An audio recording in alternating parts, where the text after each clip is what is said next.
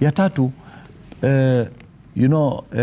education ya hizo inaitwa nini, public participation, wakileta auditing hakuna, kwa sababu inafaa tuambiwe kwamba wananchi walikuwa wameandikisha matako fulani 1, 2, 3, 4, 5.